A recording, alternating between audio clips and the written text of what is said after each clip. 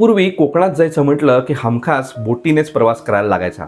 मुंबईचा भाऊचा धक्का हा कोकणात जाणाऱ्या माणसांनी फुलून जायचा।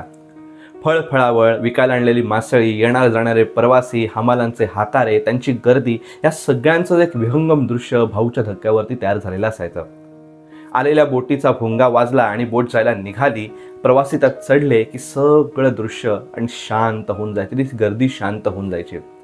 बरोबर 78 वर्षांपूर्वी अशीच एक बोट कोकणात जायला निघाली। जवळपास 700 प्रवासी होते त्यात।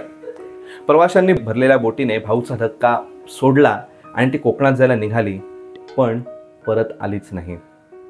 78 वर्षांपूर्वीच्या त्या काळ रात्रीची गोष्ट आहे इंडियन टायटॅनिक SS रामदास बोटीची। नमस्कार, हिंदुस्तान पोस्टमध्ये मी हर्षल वैद्य आपल्या सर्वांचं स्वागत करतो। तो भारताच्या पारतंत्र्याचा काळ होता। प्रत्येक क्षेत्रामध्ये स्वदेशीचा जागर व्हायला लागला होता। त्यातच काही स्वदेशाभिमानी लोकांनी एकत्र येऊन बोटीने प्रवासी वाहतूक क्षेत्रातही स्वतःची कंपनी, स्वतःचे भारतीय लोकांची कंपनी असावी म्हणून इंडियन स्टीम नेव्हिगेशन कंपनी तयार केली होती। याच बोटीने आपल्या सगळ्या कोकणवासियांमध्ये इतकी लोकप्रियता मिळवली होती की तिला प्रेमाने सगळे लोक माझी आगबोट कंपनी असं म्हणायचे। या कंपनीने आपल्या स्वतःच्या सगळ्या जहाजांची नावं भारतातल्या संतांच्या, महाराष्ट्रातल्या संतांच्या नावाने ठेवली होती। त्यातीलच एक संत रामदास बोट। 78 वर्षांपूर्वी 17 जुलै रोजी सकाळी 8 वाजता ही बोट रेवसला जायला भाऊच्या धक्क्यावरनं निघाली। त्यावेळेला गटारीची सुट्टी असल्यामुळे बरेच लोक घरी जायला निघाले होते। त्याच्यामुळे गर्दी होती। वारकऱ्यांचे आषाढवारी उरकून आलेले वारकरी त्याच्यामध्ये होते। काही इंग्रज अधिकारी होते, तर काही रोजचेच प्रवासी, असे सगळे मिळून जवळपास 700 जण त्या प्रवासी बोटीवरती होते। सकाळी 8ला बरोबर बोटीने भाऊचा धक्का सोडला। पाऊस पडतच होता, पण ते नेहमीच असल्यामुळे लोक सगळे निवांत होते। गप्पा गोष्टींमध्ये सगळे रंगून गेले होते। बोट हळूहळू भर समुद्रात आली।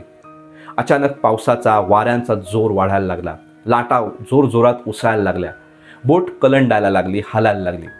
अशातच एकदाच बोट अचानक कलंडली, जोरात लाट आली आणि रामदास बोट कलंडली आणि बोटीत पाणी शिरलं।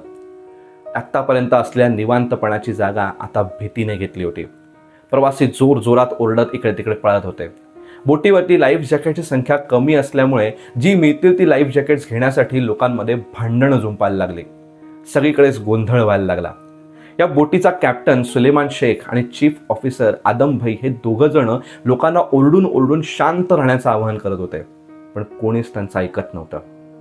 पुन्हा एकदा जोरात लाटांचा मारा बोटीवरती व्हायला लागला। ज्यांना लाईफ जॅकेट्स मिळाली त्यांनी पटापट बोट सोडून पाण्यामध्ये उड्या मारल्या आणि बाजूला व्हायला लागले। अचानक पुन्हा एकदा जोरात लाट आली आणि रामदास बोट पूर्णपणे कलंडली। बोटीत अजूनच पाणी शिरलं। पावसापासून संरक्षण मिळवण्यासाठी ज्या ताडपत्र्या बांधल्या होत्या त्याच्यामध्ये गरोदर बायका आणि काही मुलं अडकली। बोट काशाच्या खडकाजवळ आली, रेवस जवळच्या काशाच्या खडकाजवळ आली। बोटीवरती हाहाकार माजल्याच होता। अचानक जोरात 40 फुटांची एकदम मोठी लाट आली आणि रामदास बोट समुद्रात कायमची दिसेनाशी झाली। हा भीषण अपघात एवढा मोठा होता की त्यावेळेला कुठली संपर्काची साधनं नसल्यामुळे ह्या अपघाताची माहिती सुद्धा लोकांना पटली नव्हती किंवा कळली नव्हती। याच बोटीतून कसे बसे लाईफ जॅकेट मिळवून वाचलेले बारकू शेठ जेव्हा मुंबईच्या किनाऱ्याला लागले तेव्हा त्यांनी ही सगळी बातमी कळली, लोकांना सांगितली आणि सगळी बातमी चौफेर व्हायला लागली। त्यावेळी रामदास बोटीतलं कोणीच वाचलं नव्हतं। ह्याच्यात ह्याचे परिणाम इतके भीषण होते की बरेच दिवस, बरेच महिने ही गोष्ट उत्तर कोकणावरती लोकांच्या मनात घर करून राहिली।